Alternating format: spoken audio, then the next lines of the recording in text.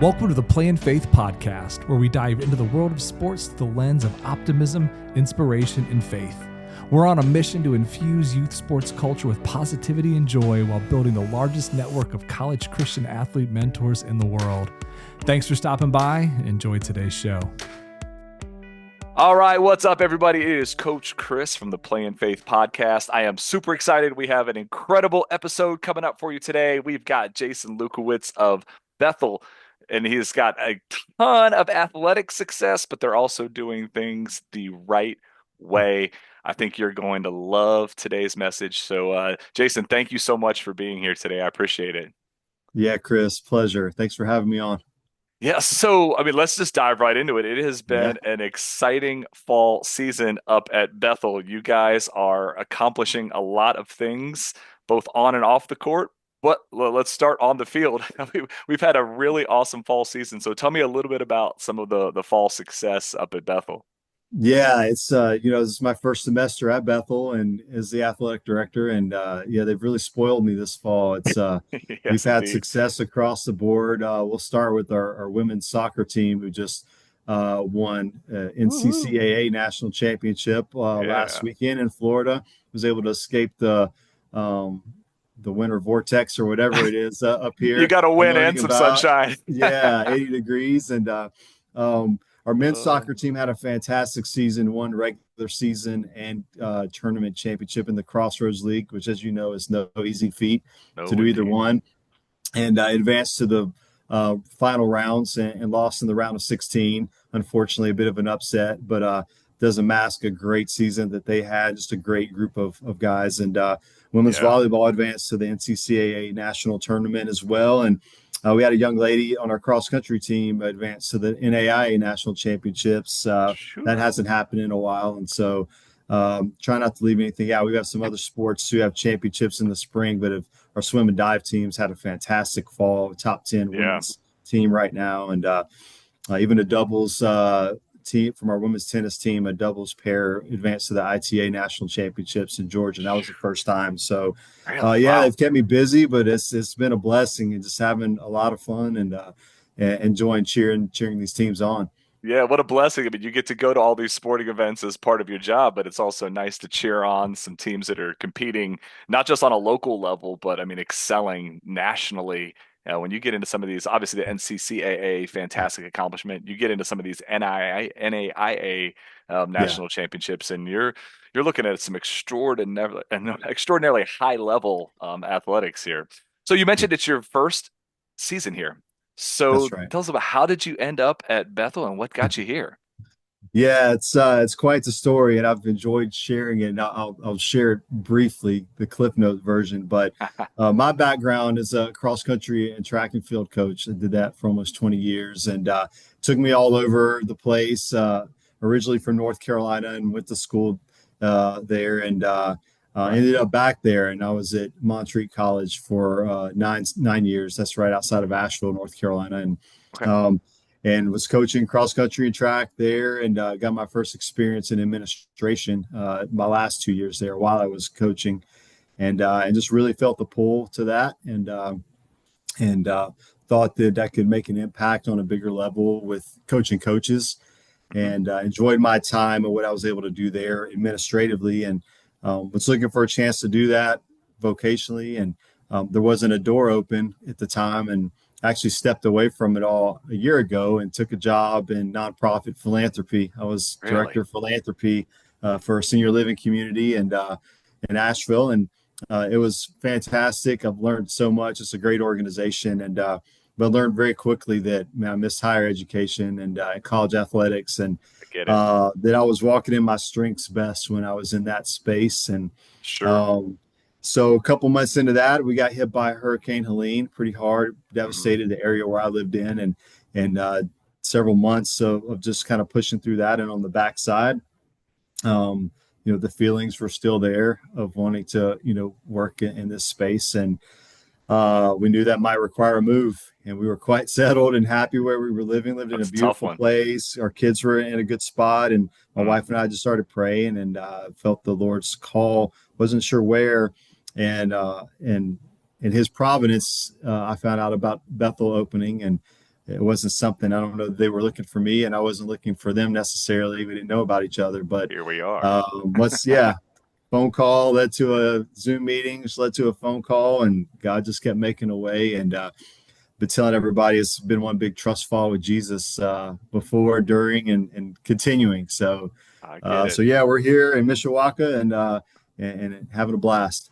Perfect. Yeah, I was going to sneak that in there for the folks listening at home. We've got a lot of folks locally because we're Yeah, still like 3-4 months into the mission, but we do blessed that we've picked up a pretty large national audience. So Mishawaka is basically South Bend, Indiana, yes, that's which correct. Yeah, from a weather standpoint is a little different than you said Asheville, North Carolina. yeah, So a yeah. little different weather. You are putting some salt on the driveway and shoveling some sidewalks this week. Yeah, we've been doing plenty of that. Yeah, it is funny though because I think a lot of folks here in Northern Indiana think of North Carolina and they think of the beach, and I have to Right. remind them. I was like, Not hey, we're at Asheville. about 3,000 feet and we got some cold and snow, but not the sustained level that I think we're going to have here. So we're bracing Yeah, you're for pretty what's far coming. south. Well, the nice thing though is I think a lot of times too when you look at in the South, like, especially for like baseball and some of those sports tend to be seen, and football tend to be seen as maybe a little bit more fertile recruiting grounds. When it Yeah, comes to recruiting athletes, you're in an incredible spot. Indiana right, is absolutely loaded, and obviously you guys recruit from beyond there as well. But right. you're getting some fantastic athletes all across the spectrum out here. So. Yeah, it's been great getting to know the area a little bit. It's going to take some time for me, and but leaning on the coaches a lot, and my kids playing sports now. I'm going to different places and for their Mhm. games, and so I'm learning quickly. Yeah, the Indiana geography and Michigan even, and but it's been a lot of fun. I'm Yeah. a quick study. I hear you. I didn't know anything. I went to high school and college in Florida. My wife's an Indiana farm girl. I always joke she got home field advantage when we got married. Yeah, And I didn't know anything out here. And then just from coaching over the last 5 years, I think I know every little small town, high school. I know what class yeah. they're in. I know their mascot. We were just up in Detroit Saturday for my youngest daughter basketball tournament. So, Mhm. oh yeah, you get to map out the area pretty quick. How old are the kids again? So we have four boys. We have two in college, Okay. 21-year-old, 18-year-old, who are down south at schools there. And then we have a 16-year-old and a 12-year-old, all Mm. boys. They're at Elkhart Christian Okay. Academy. So it's basketball season. They're both playing, both hooping right now. So Nice. Well, it's good yeah. they're boys. I got your girls Sunday in our draw. We got it. Okay. We got ECA Sunday. So Okay. we'll see how it goes. You guys got a pretty good program up there, man. Yeah. Yeah. They're doing a good job. So I find it fascinating because I think we're kindred spirits in that you said, you tried, let's call it quote unquote the real world for a Yeah. year, right? I Yeah. think I'm incredibly blessed. I started speaking professionally before I graduated college, and my wife and I are entrepreneurs. But we had like a weird year in there when we were kind of younger, figuring stuff out, and said, you know what, maybe we'll just take a job. And we just felt the pull back to where God really wanted us, and that's something obviously I've been going through lately too. I've cut back the speaking schedule. I really feel like God has led me to play in faith, to build this Mhm. mission and to pour into athletics. So what was it about coaching others, leading others in athletics that really felt that pull or drew you back? Yeah, that's a great question because, by the world standards, I took a step up, I leveled up, whether Hmm. it was salary or whether Oh, it I was get it. prestige of the position and even the schedule, being able to come and go. And Hmm.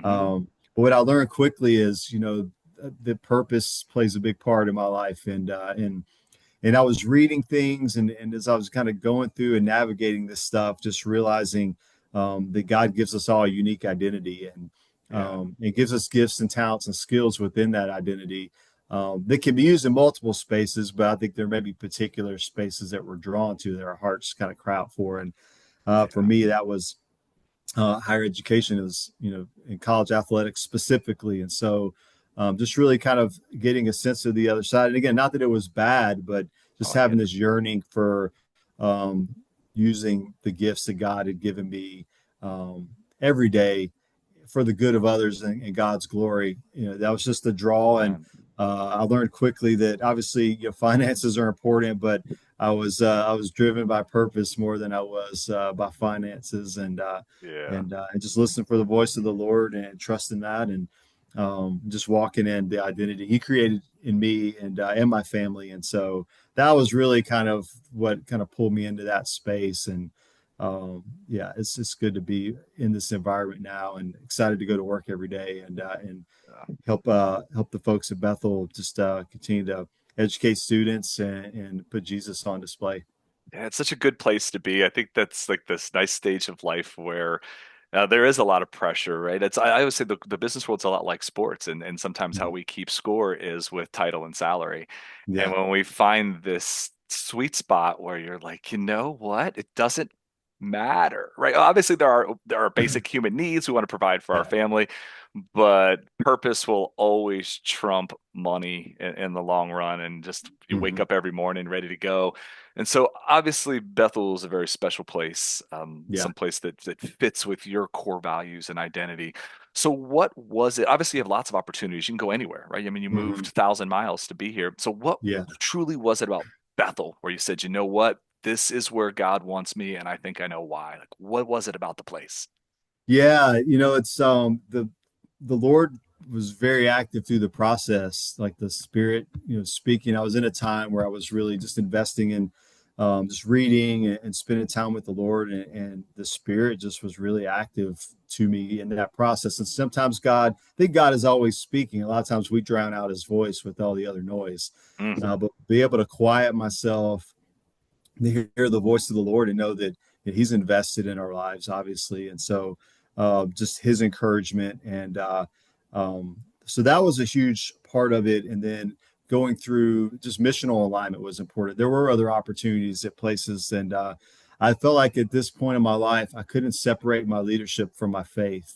Like it would be disingenuous to go into a space. And obviously, Christians can and need to go into secular environments, and oh, I sure. was in one, and there's a way of doing that. But I'm just so fired up, especially in this space of uh, integration of faith and athletics, and learning how to do that in a way that honors Christ over self. Yeah.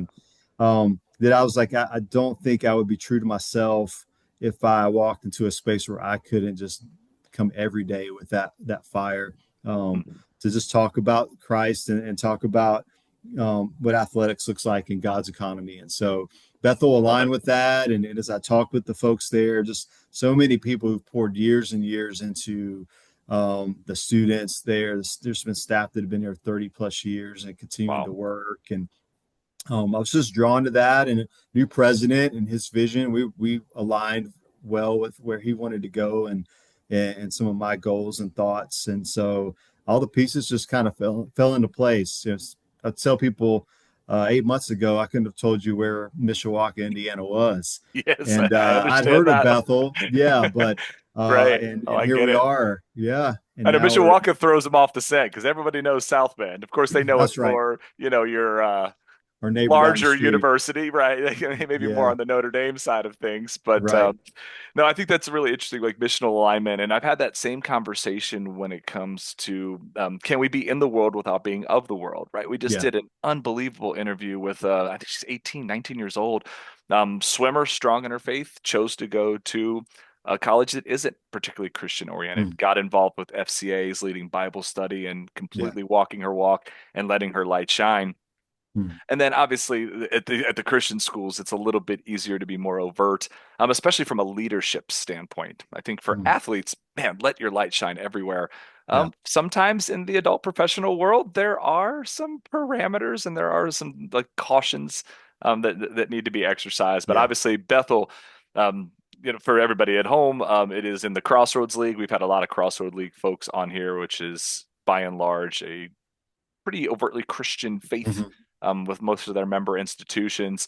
So I know we talked a little bit about some of like the core values and core principles at Bethel and being something that also kind of drew you in. So would you be Yeah. willing to share some of those with the folks at home?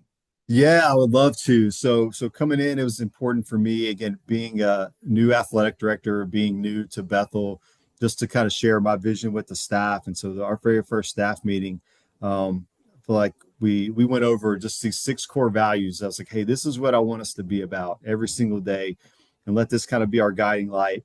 And not the only things, but the main things. And so the first one is we want to model a Philippians 2 life. And Philippians 2 is one of my favorite sections of scripture. Basically, Paul talking to the church in Philippi and talking about walking in humility, considering others better than themselves, and modeling Jesus in that way, right? Who came to earth and made himself nothing, taking on the form of a servant, and then living life and dying the death we deserve to die, and then rising from the grave. So walking in that humility and thoughtfulness of others, to live out Philippians 2. And the second being similar. So, hey, I'm gonna hold you on the first one real quick, because no, I think this is really good. What we talk a lot about for coaches that may not be in an overtly Christian environment. Yeah. How can we still model this and be these Christian leaders? And I think that is obviously don't forget the Bible part, but I mean, even take the faith-based part out of that, putting others first, serving. What a fantastic way to be a teammate and a leader in your locker room, right? I mean, that is exactly, I mean, I preach that to my little 5th grade basketball team, right? Good shot or great shot, right? You had a good shot and you gave it up to a teammate for a great shot. That's Philippians 2 leadership right there, right? Absolutely. So I think that applies 100%. in just every single sport. All right, go ahead. Go number 2, man. Sorry, it's good. It's good. I love this stuff. You cut me off. I love it. The second one's similar. It's foot washing culture. We want to be a foot washing culture. That's the gospel story, John 13, Jesus washing his disciples' feet, and we can do that literally, certainly, but the way to do that figuratively is just, again, this idea of this isn't about me.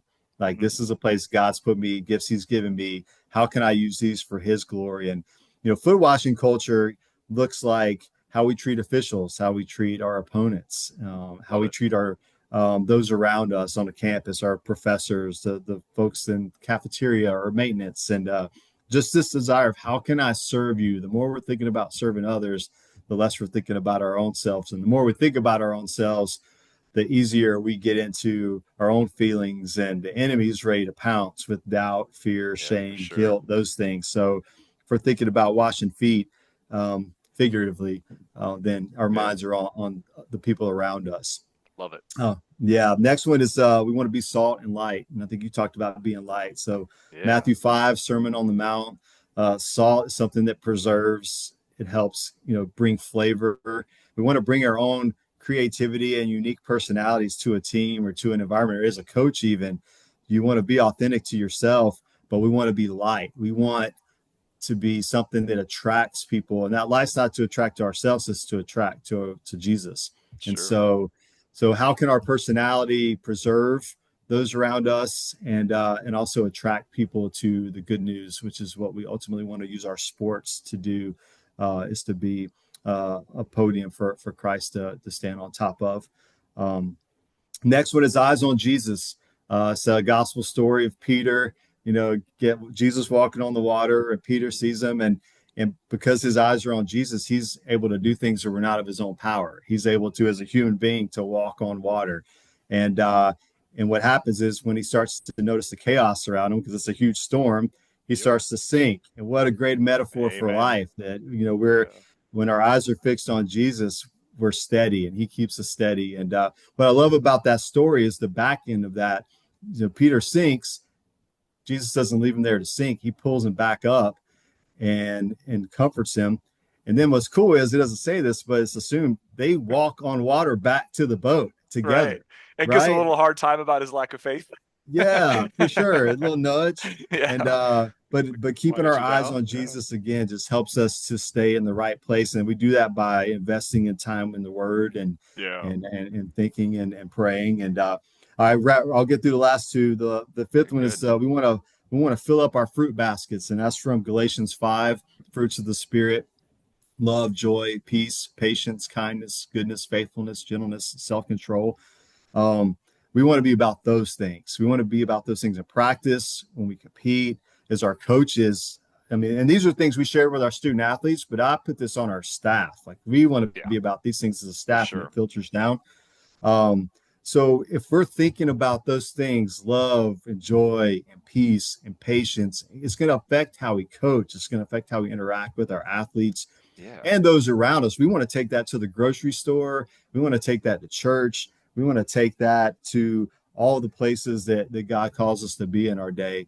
And when we're thinking about those things and we're filling our basket up with those things, then again, we're not thinking about the things that pull us away into selfishness and pride and Sure. arrogance. So, What a and the great way to last one, lead others to Christ too, though, right? I mean, I think for a lot yeah, of people that are maybe, it's a lot of kids will grow up in it. I'm a Christian in the same way, I'm from yeah, Ohio, right? Just check a box. It's like almost like a demographic box. yeah, But when for you sure. see people just living and exuding that joy, peace, love, confidence, strength, it's magnetic, man, and it can really transform the culture of a team. So, Absolutely. It's honey to the bees. yeah, Yeah. man. All right, number And six, fire yeah, away. last one. I know crank it through. No, And you're this good. is one I think super important, especially for our young people, but it's to know who you are.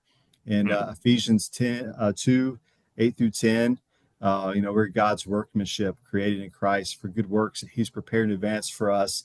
Um, that knowing our identity, because in athletics is like whether you're a coach or whether you're an athlete, and this Hmm. starts so young.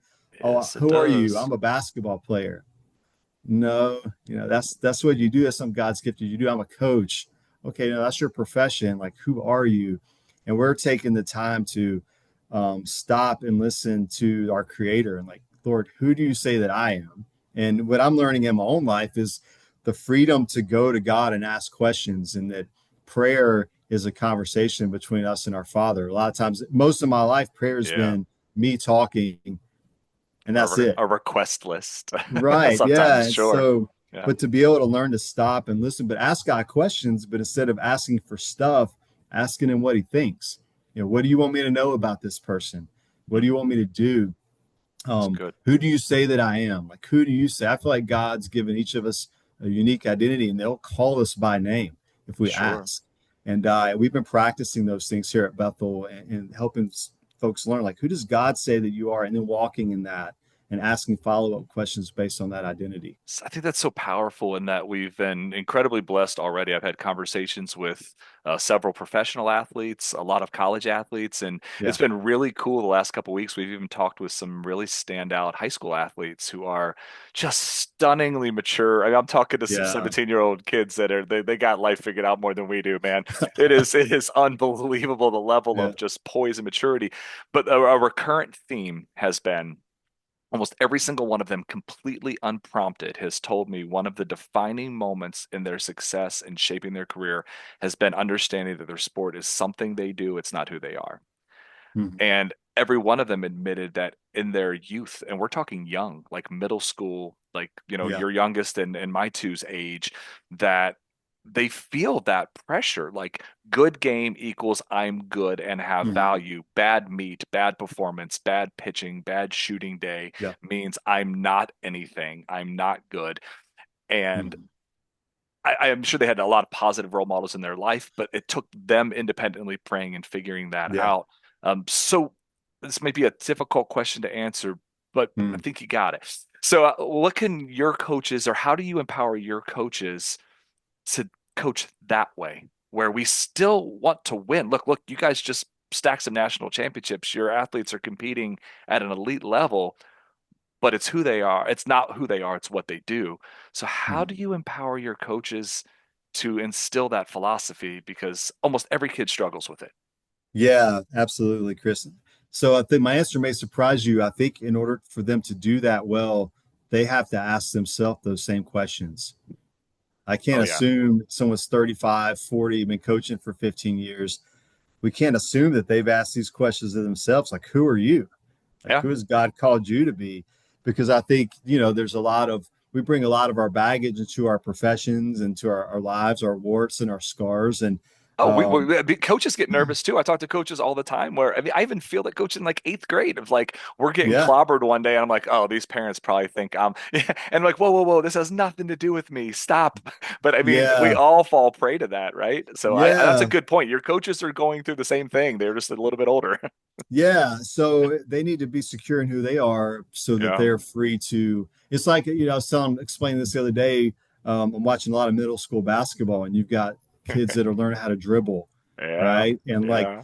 you got some guards who don't know how to dribble with their head up, Well, they've got to learn how to dribble first before they can think about finding the right pass or getting to the Hmm. right spot. And so, what a formative time to learn those gifts. But as you become proficient in that, and you're not having to think about dribbling. Now your eyes are up and you're thinking about the run of the player or whatever. And Yeah. so I think I'm uniquely equipped in my role to help our coaches. We have a lot of young coaches too, right? Just Mhm. formulate their identities the right way, their coaching styles the right way, and because that will filter down to their athletes. And sports are different, and tactics are different, but I think there's uniformity in, especially what we're trying to do at Bethel of, again, Jesus first. And that's not Yeah. just a saying, but we Hmm. have students coming in from all walks of life. We have a lot of Hmm. students that come in as Christians. We have a lot that aren't. We have a lot of international students and different faith foundations. And so I think consistency in our coaches, consistency in them being who they are, who God's called them to be, and setting that example, being that salt and light is going to help filter down. And as you know, love is chief among those. Like if a student athlete, well, no matter what Yeah. the age, if they know you care about them, that's the Yeah. quickest pathway to bring out their best. And so if Yeah. they think you're only about the wins and the losses or getting something out of them for your own gain, it's going to be really hard. You can accomplish things through guilt, through fear, through Oh yeah. anger, It's called referent whatever. power, right? Right. I mean, they'll do Yeah. it because you're in charge, but it's not authentic leadership. It's just referent power. So Exactly. And it's yeah. not the way of Jesus. So No. here, we can't operate in that space. It's too antithetical to our mission. And so, and again, that doesn't mean that we don't have accountability. In fact, it means we do have accountability. It doesn't Yeah. mean we don't have discipline. It means we have to have discipline. It's how we do what we do that matters and how we approach those things that helps these young people because they're our future leaders and they're Yeah. so Gen or Gen Y, Gen Z, whatever we're at now. They get a lot of Alpha. yeah, they get a lot of heat. But man, what a Yeah. creative, intelligent group. And we're seeing now too, I think, a resurgence of faith and We revival in are. some of these teams. And you see it at Yeah. big schools and small schools, and Hmm. they're hungry for truth and they're hungry for authenticity. So we got to Yeah. bring that as coaches and staff. Our high school varsity team played you guys, or your Elkhart Christian played them a week ago, and did not go well for our girls. You got a good ball club, Yeah. and game's over, and I'm just kind of walking around some parents that I don't even know that well, and next thing you know, everyone's out on the court, arm in arm, huddled in a big circle, and someone said, "What are they doing?" I said, "Oh, they're praying together." And what's cool is I'm seeing that more and more. I know I've said people are probably getting sick of it. People who listen to all my episodes. My eighth grade girls are very adamant about praying before games. They don't want to do it in the locker room. They don't want to do it on the sideline. They want to do it on the floor. The reason they want to do it on the floor is they want people to see them. Yeah. That's not me. I'm at a public school. That's their choice. That they're Yeah. all, but it's almost like the cool thing in their school to be an FCA. And I don't know that I had the same experience at a at a large South Florida public high school. So, Right. so no, it, Yeah. it is really cool. You're seeing a lot more of that faith. So I'm going to throw one at you. I hear this often. I'm not necessarily just directed at me, but like directed at other coaches, where I'll hear about a coach from someone in the stands. They need to yell at them. They need to scream at those girls. They need to scream at those guys. And I, of course, would disagree. Yeah. But can we be intense, focused on winning, demanding excellence, but still do it in a way that's productive, right? Because your coaches are, look, yes, you guys have a mission, but by and large, they need to win basketball or football or football, Mhm. baseball, stuff. They're supposed to win too, Yeah. right? They are Yeah. not just there to like, hey, that's great. We lost by 80. So how do we balance that, or where do we find that fine line? Yeah, that's a great question. And again, I think it'd be easy to just to make a list of these are the qualities, but we have before we do that, we have to acknowledge that there are different personality types. Yeah. Again, God creates us in unique ways. Some people naturally turn the temperature up faster. I've always been pretty laid back. I can get excitable, but my volume level doesn't get much higher than it does right now. And my athletes would say they always knew I was upset. It wasn't what I said; it was how I looked. And Yeah. so, Oh yeah. um, They know you and had that could, enough. yeah, that could sometimes be good or bad. But we're human, right? Coaches are human, and Hmm. emotions are real. And so, I think there has to be an element of grace, but I think there has to be consistency in the approach. If you have to consistently raise your voice to get what you want out of your athletes, I would question what we're doing, in that space. Like if that's how we Interesting. have to operate. Now, the old school way, right? There's a lot Oh of folks yeah. that was Bobby Knight, just what throw a we chair all at him, man. that's what we all experience. But I think Oh. we have a unique opportunity. One, it's a different generation and it's a Mm-hmm. different time. And we could choose to ignore that. Mm-hmm. Like if you step in something, on your shoe, you can choose to ignore it, but it still smells bad, So, Right. so we have to acknowledge the realities that it's a different generation, and that provides different opportunities. And I think there's an element of laziness when we hold so fast Mm-hmm. to what we know or how we were brought up in the Right. coaching world, and not have the ability. I mean, you look at some of the best, and Nick Saban's talked about having to adapt, Yeah. and again, you don't change your core principles, Mm-hmm. but in some of your approaches, you have to be flexible. And so I think that, again, are there moments where, you might raise your voice in a huddle to try to bring you, a coach has to know the Oh, temperature of sure. their team, right? And they have to know the temperature of the individuals. Mm-hmm. I'll share this too, because I coach track and cross country. You think those are pretty laid back, but man, there's some yellers, some track coaches that can yell. And I've Ah, had freshmen come interesting.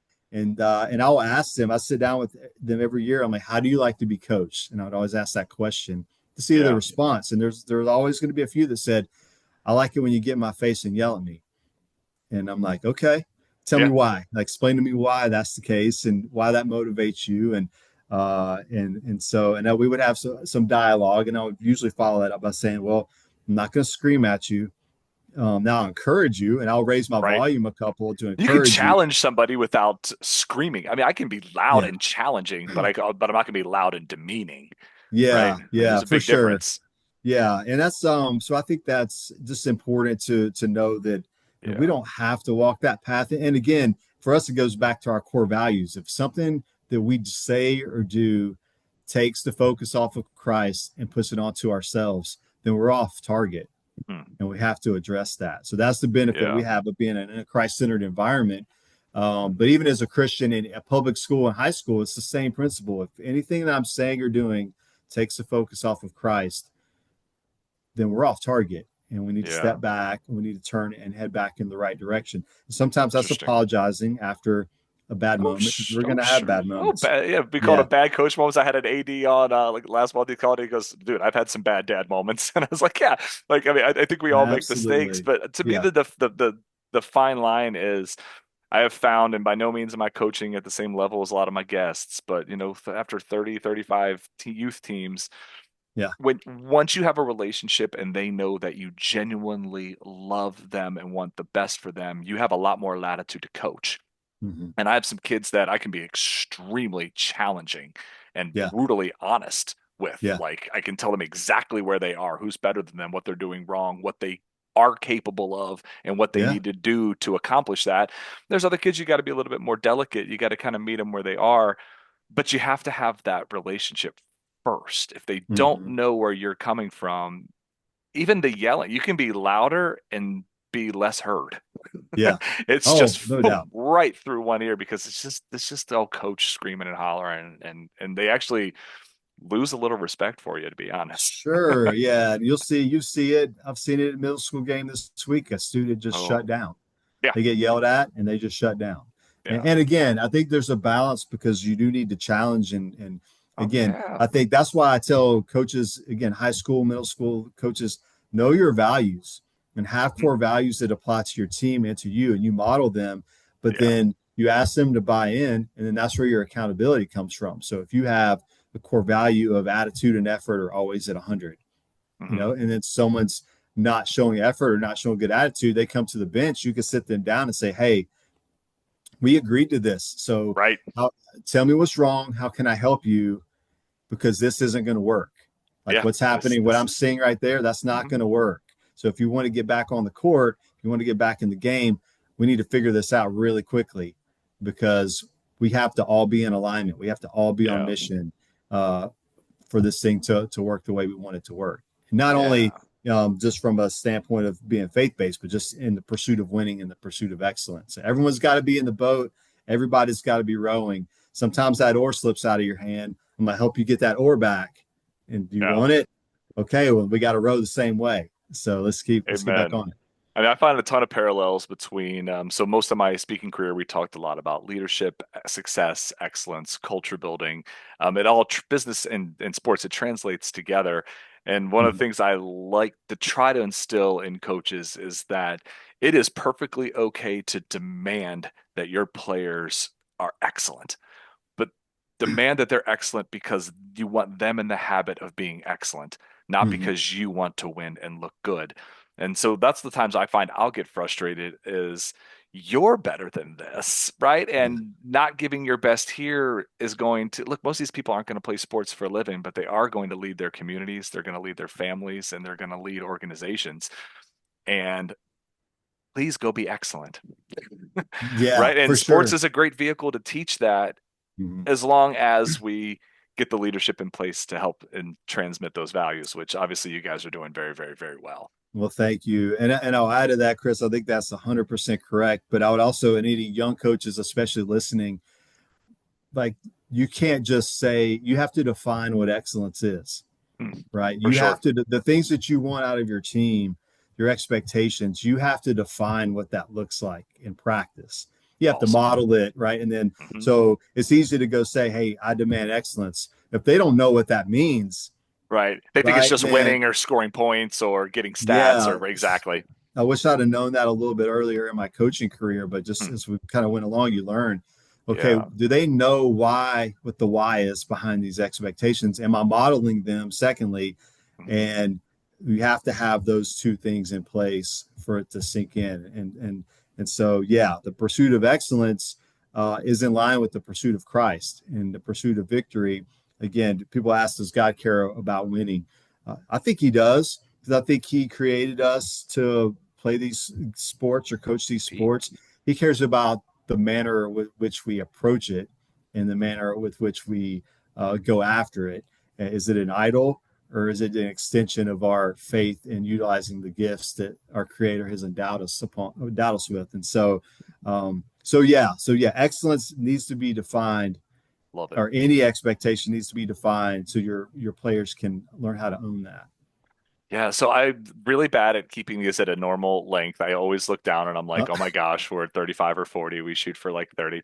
So as I let you off the hot seat here, uh, kind of as we wind down, so just big and broad for we got a lot of parents that listen to this. We got a lot of youth coaches, and we're starting to pick up more and more and more athletes yeah. because look, being at Bethel or some of the schools we talk to, that's the dream for a lot of Mhm. middle school and early high school kids. So for an athlete out there that's listening and they say, you know what, I would love to play at Bethel someday. Obviously, not sports specific because you're overseeing all of them. What advice would you have for a middle school, late middle school, early high school athlete who's looking at being an athlete for you? Yeah, I would say that as you're going through that process of thinking about in middle school, certainly start to instill the habits that you're going to need to persevere and persist. Being a college athlete on any level is incredibly hard, and it's incredibly rewarding. And and you have to start having those habits now, your work ethic, your attitude, not just in on the court or on the field, but in the classroom, at home, Sure. right? You know, we want to talk about being excellent, but you talk back to your mom. You want to talk about being excellent, but you're, not doing your homework, right? Or you don't help with chores around the house or whatever, right? So let's start modeling the things you want to be in the future now. Like, what can you do now to prepare yourself? And those are some of the habits and some of the traits.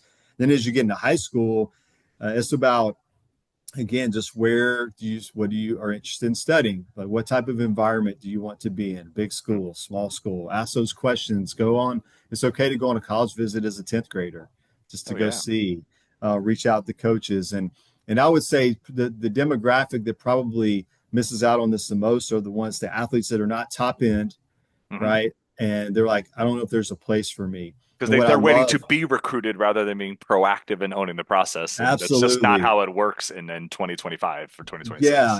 and just the reality that you don't even like have to be a starter on a good. You can be a six man on a really good team and it still find a place for you. We're seeing it And locally. We have a team of 2 girls that are averaging less than 3 points a game that are already signed. They're heck of good ball players, and it's an amazing program. But they, because of their character, because of their acumen, because of their work ethic, they are signed, and they are probably not going to be all conference performers even. Yeah, so, yeah, that's a good reminder for everybody. Yeah, there's a place for you, and find the place that values you, that checks your boxes. And for most, you don't worry about division.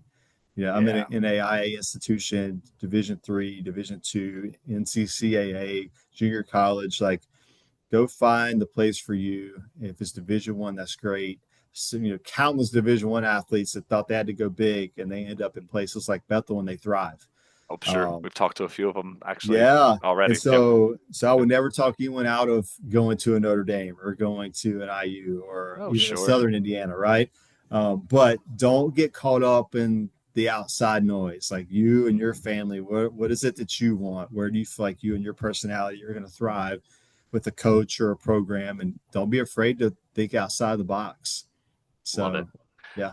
Well, thank you so much for your time, Jason. We are going to be praying for your school and all of your programs and your athletes. And for everybody at home who may not be local, how can they follow Bethel Athletics? What's the best way for them to track some of your games, watch them, keep in touch with your program? Yeah, thanks, Chris, for that. BU Pilot,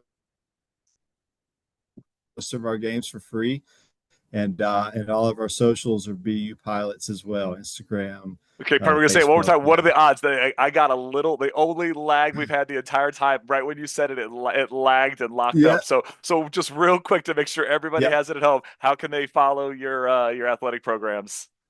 Yeah, thanks for that. BUpilots.com. That's our website, and most of our games can be streamed for free. All right, perfect. Well, hopefully we bring some more fans your way, and just you guys are local-ish, but I mean, thank you for what you're doing in our community and the positive influence you and your coaches and your staff and your athletes are having on just the culture of youth sports. We're very grateful for your time, and hopefully we can come back and chat again sometime soon. Hey, let's do it, Chris. Thanks for all you're doing as well. I love it. Thanks for tuning in to the Play in Faith podcast. If you love what you heard, please take a moment to rate our show and share it with your friends and fellow athletes. Together, we can spread the joy and positivity that youth sports deserves. And be sure to visit playinfaith.com for more fantastic resources. We're on a mission to build a vibrant community of Christian athlete mentors that are not just a voice your athlete will listen to, but one they should. Until next time, keep playing in faith.